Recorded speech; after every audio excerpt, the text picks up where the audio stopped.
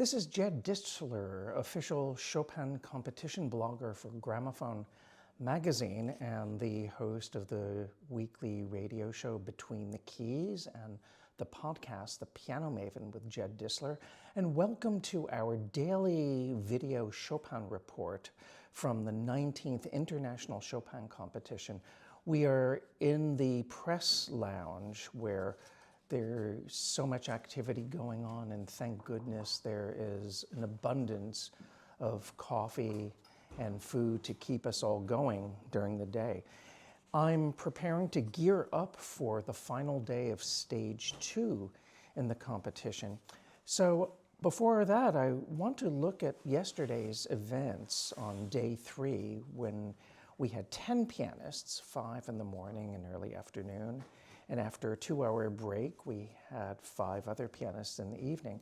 And as it happened, all 10 of the pianists we heard yesterday had quite distinctive piano personalities, and they are truly diverse in their approach to the keyboard, in their way of making music, and in their basic temperaments.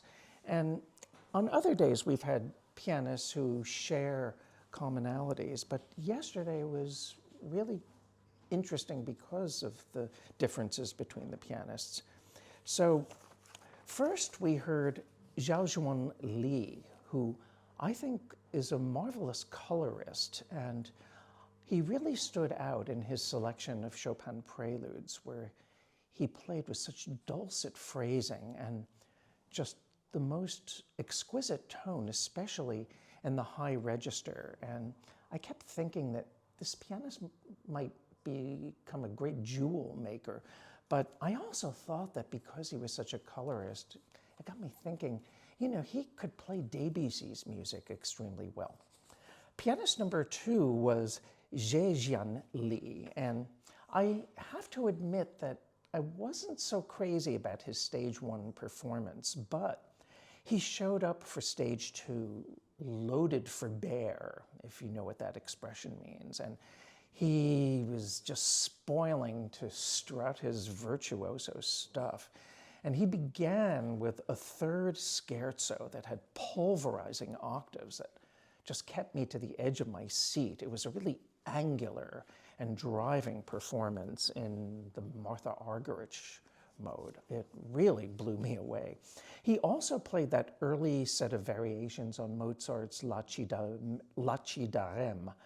Opus 2, and his playing was just effortless and amazingly imaginative in every moment. And I kept wanting to laugh out loud at his pointing of details and his sense of comic timing. But had I laughed when I wanted to, I would have been thrown out of the hall. But I mean, this piece has technical hurdles that are absolutely no problem for Jiayan Li, and I hope I'm pronouncing your name correctly.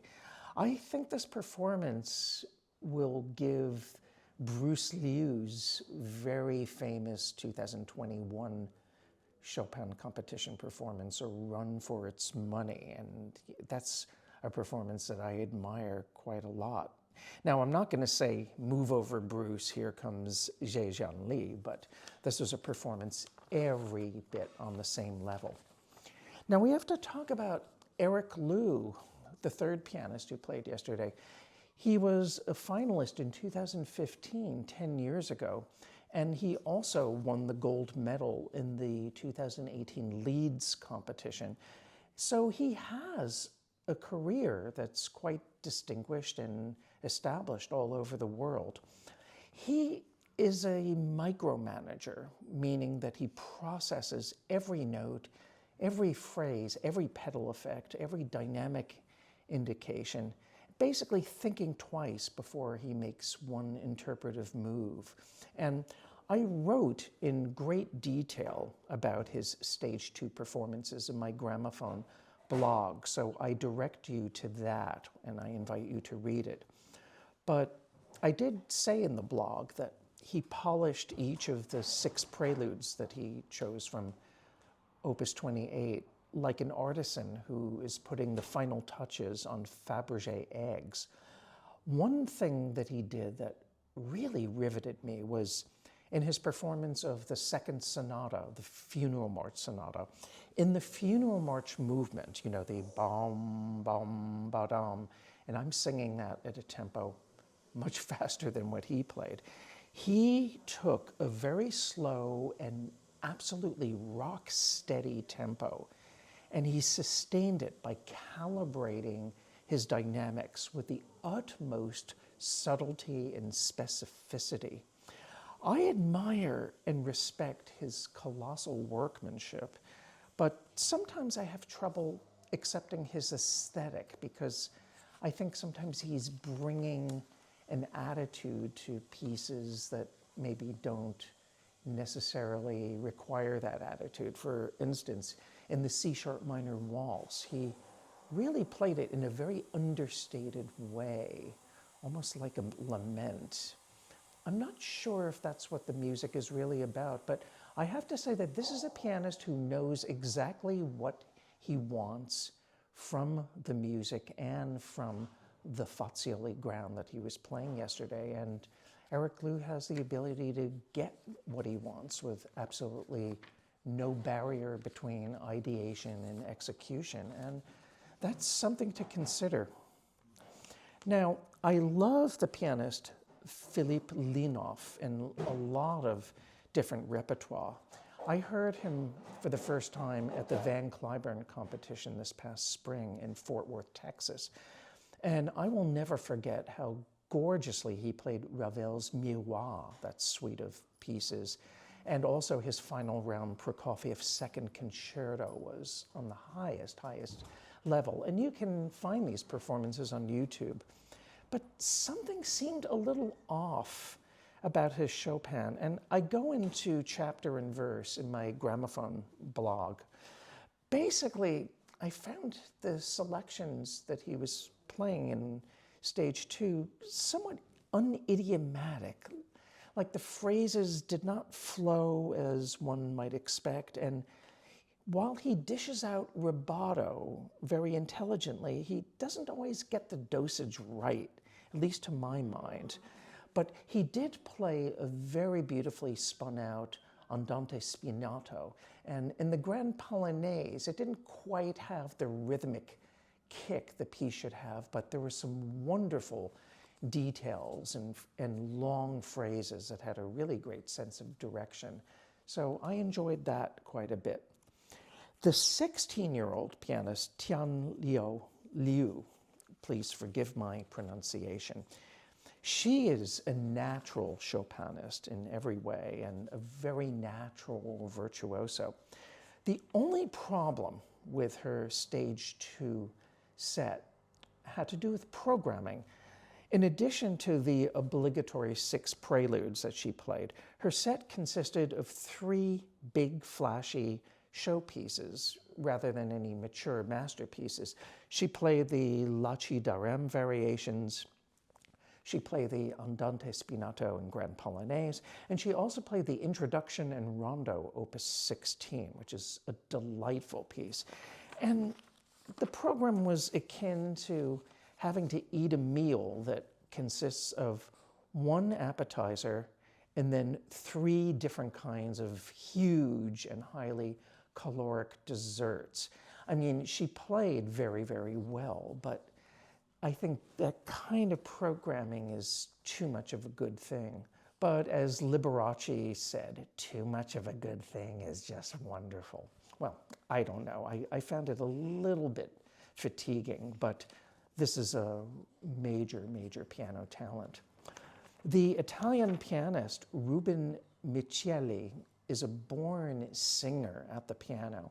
And when I'm listening to his Chopin, I'm thinking that maybe he asked the piano tuner to trade in the instrument's hammers for a pair of lungs. And I raved about Reuben's Chopin in my Gramophone blog.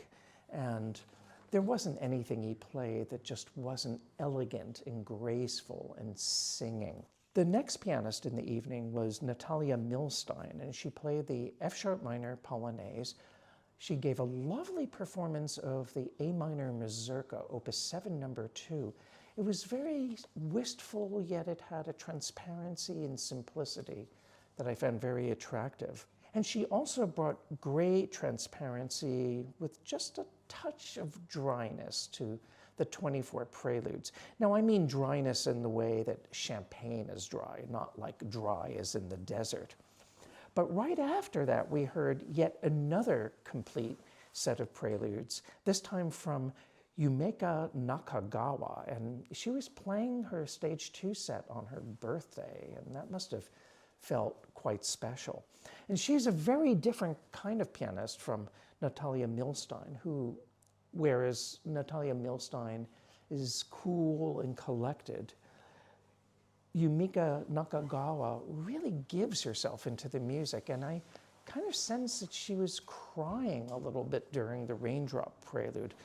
But her music making is so sincere and has a communicative immediacy that I think is better heard than described. So I invite you to go back and watch her stage 2 set on YouTube.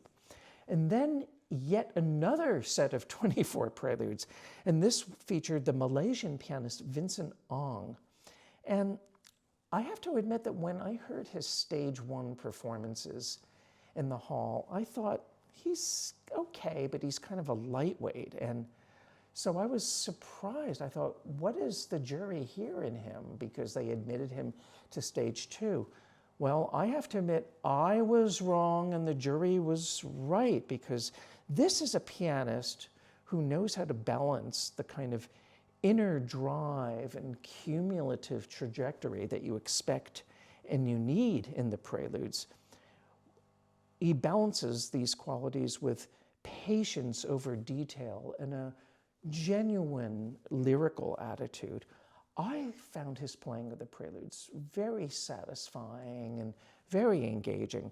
Also, he gave an excellent A-flat Polonaise that had real breadth and rhythmic life to it. I love that a lot. The last pianist of the day was Piotr Pawlak, and he played an interesting mixed program that included the first competition performance this year of the Fantasy Impromptu.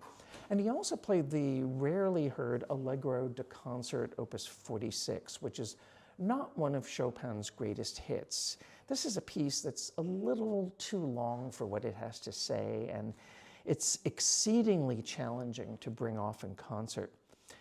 I find this pianist to be sincere and really true to the text, and he delivered very idiomatic and compelling goods in the Andante Spianato and Grand Polonaise. A lot of the decorative passages were wonderfully well articulated. But I also find some of his playing on the dry and literal side and sometimes a bit foursquare. But I think that's just my impression, and I know many of you may disagree with. But we have these performances preserved on the Chopin Institute's YouTube channel, so you can see and hear them for yourselves. And I welcome your comments and your feedback, but just as long as we keep the conversation civil. From Warsaw, this is Jed Distler, and you've been watching the Chopin Report directly from the 19th International Chopin Competition.